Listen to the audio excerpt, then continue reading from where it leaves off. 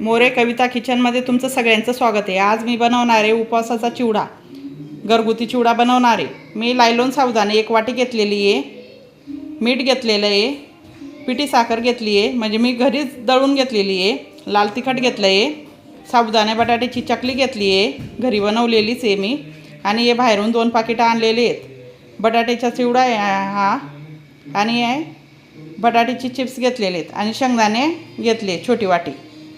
आता गरम करण्यासाठी मी तेल पण ठेवून घेतलेलं आहे। घरगुती चिवडा चांगला। शेंगदाणे तळून घेणार आहे, शेंगदाणे चांगले तळून घेते। माझ्या चॅनलला सबस्क्राईब केलं नसेल तर सबस्क्राईब करा, लाईक करा, शेअर करा। असे नवनवीन व्हिडिओ तुमच्यापर्यंत मग पोहोचणार नाही सबस्क्राईब केलेलं नसेल तर। सगळ्यात आधी मी आता हे शेंगदाणे तळून घेतले। आता त्यानंतर आपण हे लायलोन थोडे टाकायचे, लायलोन साबुदाणे अशा हातावर घ्यायचे, हळूच सोडायचे, गॅस स्लो करायचा, मोठे फुलतात ते।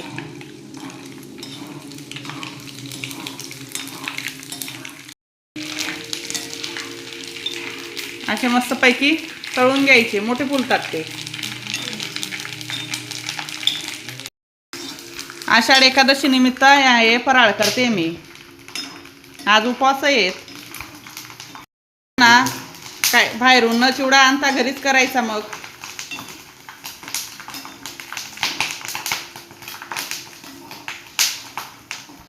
हे स्लो गॅसवरतीच असे मस्त तळायचे, म्हणजे मस्त फुलतात। हे बघा किती मोठे फुलत आहेत बघा। तेच केलेला फायदा पडतो। किती दिवसाचा असतो तो चिवडा।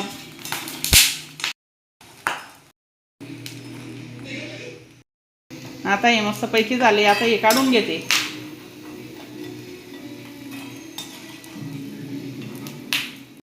काम मस्तपैकी तळले गेले आहेत, आता परत आपण तळून घेऊ।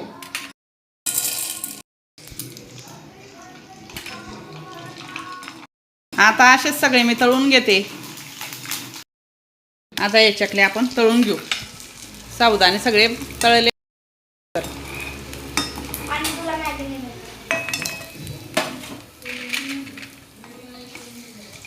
हे मस्त असे तळून घ्यायचे।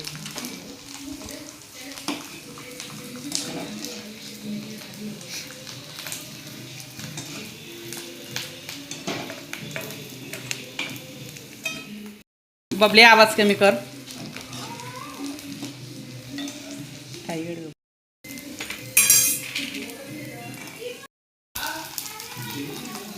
मस्त तळून घेते बघा, सगळे असे तळून घेते मी। आता घेते मी लायलोन साबुदाणे पण सगळे तळून झाले। तळले, आता ही चकली तळते।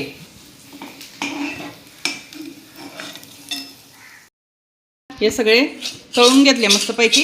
आता याच्यावर मी मीठ टाकून घेते, चवीप्रमाणे मीठ टाकून घेते।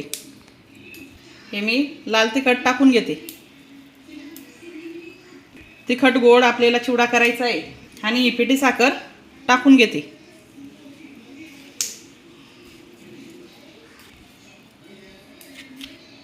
हे मी 4 चम्मच टाकून घेतलेली आहे पिठी साखर।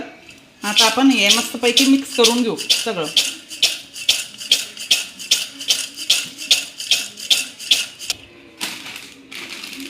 आता हा उपवासाचा चिवडा घेतलेला आहे ना, हा टाकून घेऊ त्याच्यामध्ये।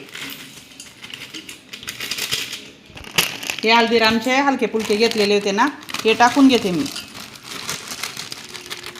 पण सगळे मिक्स करून घेते।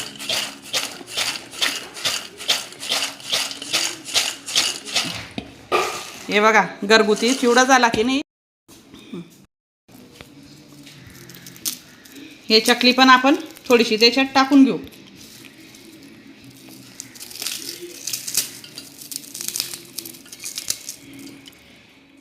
टाकून घेते वरून, थोडंसं मीठ पण टाकून घेऊ।